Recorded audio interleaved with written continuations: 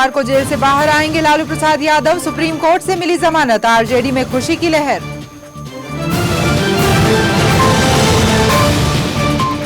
झारखंड विधानसभा में बालू को लेकर जेवीएम ने किया हंगामा, सरकार की मंशा पर उठाए सवाल। 1332 करोड़ 48 लाख का अनुपूरक बजट पेश।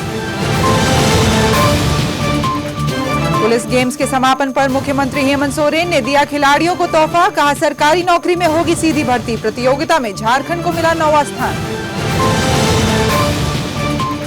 रांची के धुर्वा से लापता तीनों छात्राएं लौटी घर, स्कूल के लिए निकलने के बाद थी गायब, पुलिस करेगी पूछताछ। और पूर्णिया में भूमि विवाद का मास्टरमाइंड नवीन महतो गिरफ्तार, ग्रामीणों ने पकड़कर पुलिस को किया हवाले, आदिवासियों को उकसाने का आरोप। नमस्कार, आप देख रहे हैं भविष्य न्यूज। मैं हूं योगिता और खबरों के सिलसिले की शुरुआत करते हैं। सोमवार को RJD supremo Lalu Prasad Yadav Hotwar jail से बाहर आ सकते हैं। लालू यादव को सुप्रीम कोर्ट ने चारा घोटाले में जमानत दे दी है। इससे पहले झारखंड हाई कोर्ट ने लालू प्रसाद यादव की जमानत याचिका खारिज कर दी थी, जिसके बाद उन्होंने जमानत के लिए सुप्रीम कोर्ट में गुहार लगाई थी। वहीं फैसले पर खुशी जाहिर करते हुए लालू यादव की पत्नी राबड़ी देवी ने यह कहा है कि लालू यादव को फंसाया गया था। उन्होंने कहा है कि अब आरजेडी और मजबूत होकर उभरेगी। मन तो एक जगह रहता है ना, दिल एक जगह रहता है, भले शरीर का अलग अलग रहे। जो भी थोड़ा गड़बड़ हमारा पार्टी में लोग मन ढीला था, वो एक चटानी एक तक एकजुट हो गया।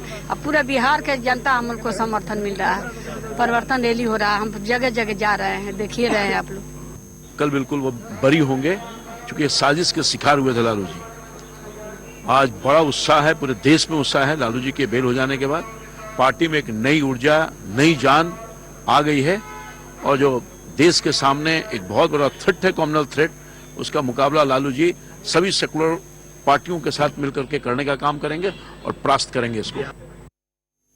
रांची स्थित होटवार जेल में लालू यादव से मिलने झारखंड सरकार के मंत्री और आरजेडी नेता अन्नपूर्णा देवी भी पहुंची। मिलकर जब वो बाहर निकली तो उन्होंने कहा कि आरजेडी शुरू से ही मजबूत था और आगे भी रहेगा। अन्नपूर्णा देवी ने कहा है कि कानूनी प्रक्रिया के कारण लालू यादव सोमवार तक बाहर आ सकते हैं।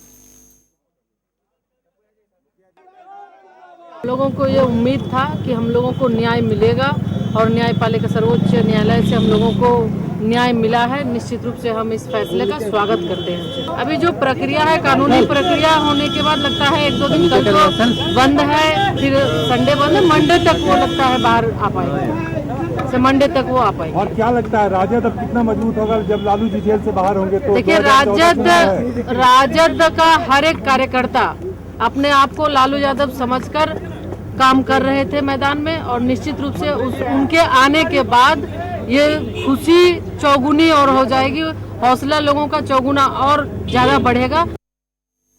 जमानत मिलने के बाद रांची स्थित बिरसा मुंडा जेल के बाहर लालू समर्थकों की भीड़ उमड़ पड़ी। जेल के बाहर समर्थकों की खुशी देखते ही बन रही थी। कार्यकर्ता खुशी में एक दूसरे को अबीर और गुलाल लगा रहे थे। कुछ कार्यकर्ता मिठाई खिलाने में व्यस्त थे।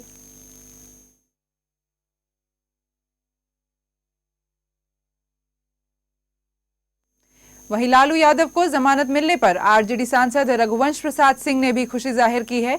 हाजीपुर में भी आरजेडी कार्यकर्ता खुशी से नाच रहे हैं। रघुवंश प्रसाद सिंह ने कहा है कि अब नीतीश सरकार के खिलाफ जोरदार आंदोलन चलाया जाएगा। अब सुप्रीम कोर्ट में जमानत और राहत नहीं मिलेगी तो और कहाँ, अपेक्स कोर्ट है ना, इसलिए सुप्रीम कोर्ट से लोग उम्मीद भी कर रहे थे कि जरूर राहत मिल जाएगी, तो राहत मिली है और सारे लोग प्रसन्न हैं। तो इसलिए अब हम लोग राज्यव्यापी संघर्ष उठाएंगे जनता की समस्याओं को लेकर के। लालू यादव को सुप्रीम कोर्ट से जमानत मिलने के बाद आरजेडी और कांग्रेस के नेता खुशी से फूले नहीं समा रहे हैं। आरजेडी नेता और हेमंत सरकार में मंत्री अन्नपूर्णा देवी ने इस पर प्रसन्नता जाहिर की है। वहीं कांग्रेस नेता सुखदेव भगत और ददाई दुबे ने कहा है कि लालू के बाहर आने से कांग्रेस को फायदा होगा। वहीं बीजेपी ने यह कहा है कि जमानत मिलने से लालू यादव चारा घोटाले से बरी नहीं हो गए हैं। कोर्ट के बारे में मैं कुछ नहीं कर सकता, कोर्ट सर्वोपरि होता है और कोर्ट जो भी चाहे उसके मन की बात है और नियम के तहत ही कुछ होता है। कोर्ट के ऊपर मुझे कुछ नहीं कहना है। ये लालू प्रसाद जी के साथ आज हमारा गठबंधन है और हम लोग मिल करके ही लोकसभा चुनाव लड़ने जा भी रहे हैं। तो इसमें मुझे कुछ अपनी प्रतिक्रिया नहीं देनी है, यही देना है कि आने वाला समय कांग्रेस के लिए बहुत अच्छा रहेगा। निश्चित रूप से न्याय की जीत हुई है और हम लोगों को न्यायपालिका पे भरोसा था और निश्चित तौर पे मैंने खुशी तो है ही, पार्टी के लिए बहुत ही खुशी की बात है और ये होना था, मतलब इसका हम लोग को उम्मीद भी था, चूँकि भरोसा भी किए हुए थे न्यायपालिका पे। निश्चित तौर पे बहुत खुशी की बात। ये बिहार पूरा बदल रहा है और निश्चित रूप झारखंड में हम 2 सीट पर लड़ते हैं, पलामू और चतरा, दोनों सीट पर हम लड़ेंगे। लेकिन लालू जी के जेल से बाहर आने के बाद एक नया समीकरण बनने वाला है और बिहार और झारखंड दोनों पर बहुत प्रभाव पड़ेगा। मुझे आशा है कि जो सेकुलर फोर्स के वो प्रतीक रहे हैं और उनको बेल मिल जाने से हमें ताकत मिलेगी।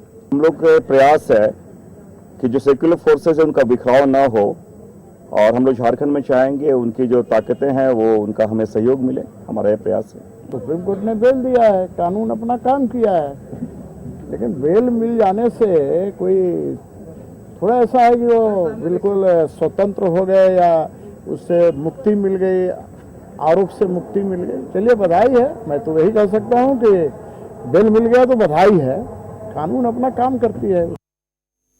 जमुई में लालू यादव के बेटे और आरजेडी नेता तेजस्वी यादव की रैली में लालू की जमानत का असर साफ साफ देखने को मिला। रैली के दौरान मिले इस सुखद समाचार के बाद पार्टी कार्यकर्ताओं का उत्साह देखने लायक था। कार्यकर्ताओं ने एक दूसरे को मिठाइयां खिलाकर अपनी खुशी का इजहार किया। इस दौरान तेजस्वी ने पार्टी नेताओं और कार्यकर्ताओं को धन्यवाद देते हुए ये कहा है कि ये बिहार की जनता की जीत है। फैसले का हम लोग सब लोगों ने स्वागत किया है और हमारी पार्टी के कार्यकर्ताओं को और नेताओं को हम धन्यवाद देना चाहेंगे और खासतौर पर बिहार की जनता को धन्यवाद देंगे और ये बताएंगे कि आज लालू जी की जमानत नहीं हुई, आज उन्हीं गरीब पिछड़ों और दलित अल्पसंख्यकों की जमानत हुई है। वहीं लालू यादव को जमानत मिलने से फुलवारी शरीफ में भी जश्न का माहौल बन गया। आरजेडी कार्यकर्ताओं ने खुशी का इजहार करते हुए लोगों के बीच लड्डू बांटे, साथ ही साथ जमकर पटाखे भी छोड़े गए।